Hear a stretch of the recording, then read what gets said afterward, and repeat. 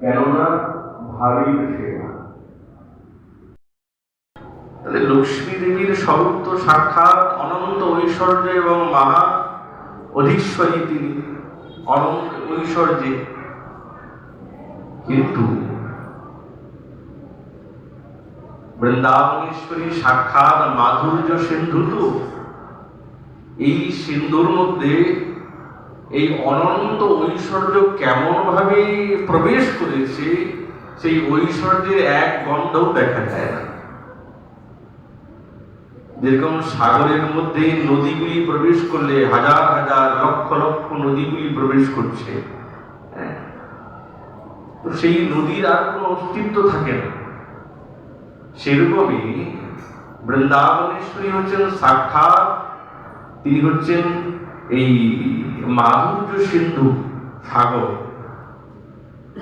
তার মধ্যে সমস্ত ঐশ্বর্যগুলি এমন ভাবে নিমগ্ন করেছে,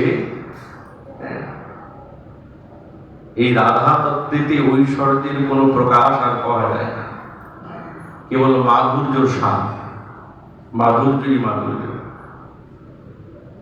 কেননা শুদ্ধ প্রেম তত্ত্বের পরিপূর্ণতম প্রকাশ, কেবল পূর্ণ নয়, জীব গোস্বামীবাদ বলছেন পূর্ণতম, যার মধ্যে বিন্দু মাত্র কম নেই, কিচ্ছু অংশে।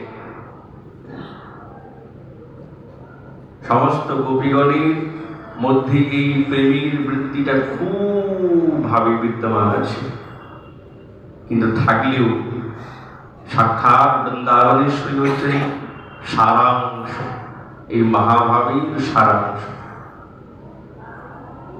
কেবল বৃন্দাবনেশ্বরীর স্বরূপে এই প্রেমের পরাকাষ্ঠা এবং এই মাদনাক্ষ মহাভাব স্বরূপ বিদ্যমান আছে, যেটি আর কারোর মধ্যে নাই, হতেই পারে না। ওই জন্য সেবা, তার সাক্ষাৎ বৃন্দাবনেশ্বরীর চরণে যে নিষ্ঠা, সেটি অসাধারণ, সাধারণ না।